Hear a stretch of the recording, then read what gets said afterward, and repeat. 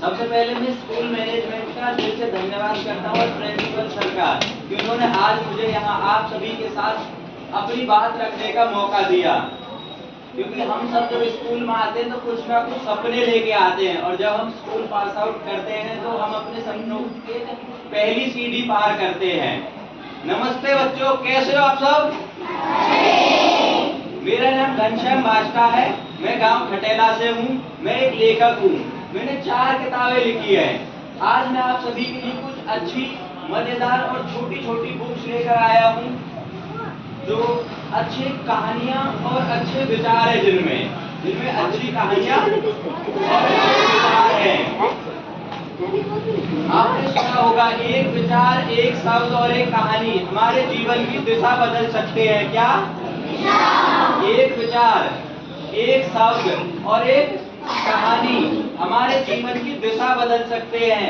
जैसे प्यासा नदी का मीठा पानी पीता, उसके उद्गम की खोज नहीं करता। भूखा मीठा फल खाता है, वो फल किस पेड़ पर था उस पर शोध नहीं करता। ठीक उसी तरह किसने क्या कहा यह जरूरी नहीं, ज्यादा जरूरी है कहने वाली बात समझ में आई या नहीं आई। ज्यादा जरूरी क्या है कि जो आपको बताया जाता है वो समझ में आपको आया या नहीं आया। जैसे कहानी किसने लिखी, ये छोटी बात होती है और कहानी हमें क्या सिखाती है, ये बहुत बड़ी बात होती है। ये बहुत बड़ी बात होती है। तो अब आप सब बताइए, क्या आपको कहानियां पढ़ना पसंद है? किस किस को कहानियां पढ़ना पसंद है?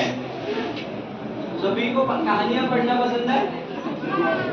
ठीक है, हाथ नीचे कर लीजिए। सबसे पहले मैं एक सवाल पूछता हूँ आप सबसे। क्या आपके पास घर पे पढ़ने के लिए 10 मिनट का समय रहता है?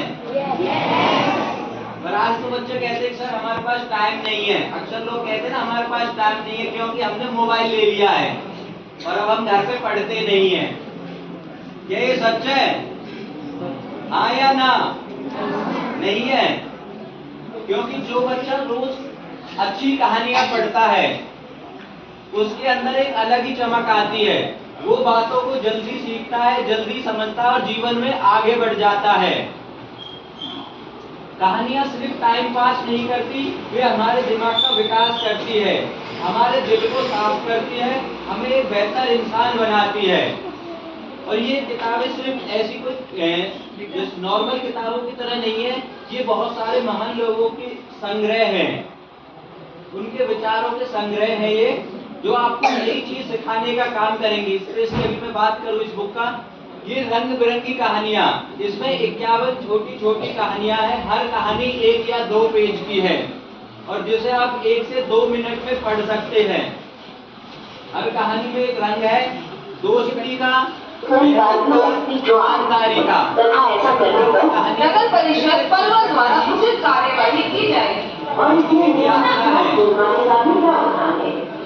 विचारों की गहराई से लेकर कर्म की ऊंचाई तक रंग बिरंगी कहानियां सिर्फ एक पुस्तक नहीं बल्कि एक यात्रा है जो आपको एक नई, जब हम जीवन की राहों पर चलते हैं तो हर कदम एक नई कहानी का हिस्सा बनता है। रंग बिरंगी कहानियां उसी यात्रा के टुकड़े हैं जो हमें दुनिया की नजाकत, जटिलता और सुंदरता से परिचित कराती है। जैसे कभी कभी एक छोटी सी मुस्कान हमें बहुत खुशी देती है और कभी एक असफलता हमें संघर्ष का नया रास्ता दिखाती है।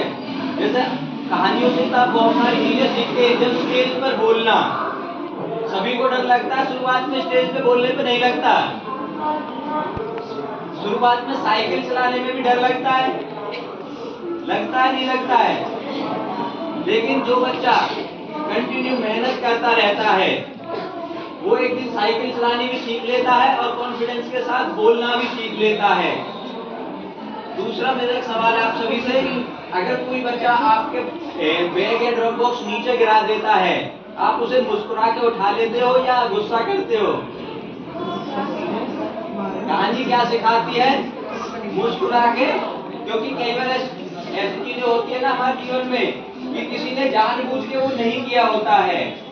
आपको ये सारी चीजें समझनी होती है ना कि किसने जानबूझ के किया, किसने अनजाने में किया।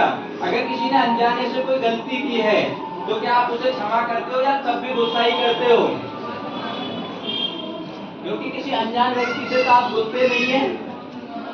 अगर वो निकल के जा रहा है, उसने आपको हाथ लगा दिया या पैर पे पैर रख दिया, तो ये सारी चीजें कौन सिखाता है? बुक्स। जब टेस्ट में नंबर कम आते हैं तो क्या अगली बार टेस्ट देने का मन नहीं करता? करता है ना, सोचते ना कि आगे कुछ पढ़ना है और नई चीजें सीखनी है। मेरी दूसरी बुक है ये, द पावर ऑफ 4 थॉट्स, 4 विचारों की शक्ति।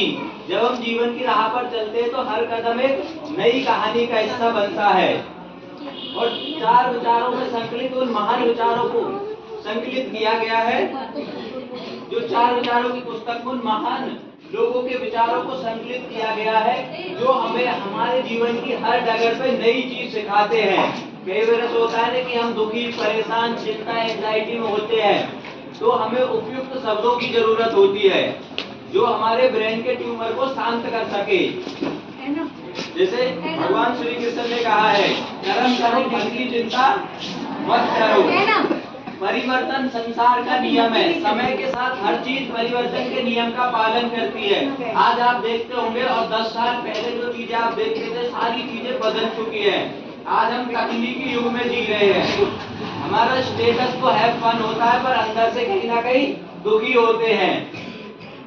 बर्थडे में आज हम 1-2 लोगों को बुलाते हैं, और चाहे तो किसी को बुलाना भी पसंद नहीं करते। क्लास में 40 लोग होते हैं, हम सबको तो मित्र नहीं बनाते, 1-2 लोगों को ही मित्र बनाते हैं। और आज हम किसी से ये नहीं पूछते क्यों उदास हो, क्यों दुखी हो, तुम्हारे जीवन में क्या चल रहा है। बस मोबाइल हाथ में हो तो हमें किसी से कुछ पूछने की जरूरत नहीं है। तो ये बुक आपको कहीं ना कहीं नई चीज सिखाने का काम करेगी। ये बुक हिंदी में भी है और इंग्लिश में भी है। कुछ अच्छी और इस लाइन आप प्रेयर में भी बोलते होंगे। जैसे हमारा दिमाग का तंत्र ही ऐसा बना है, उसे काम भी चाहिए और आराम भी चाहिए, और रूटीन से हटकर कुछ नया करना इसकी जरूरत है।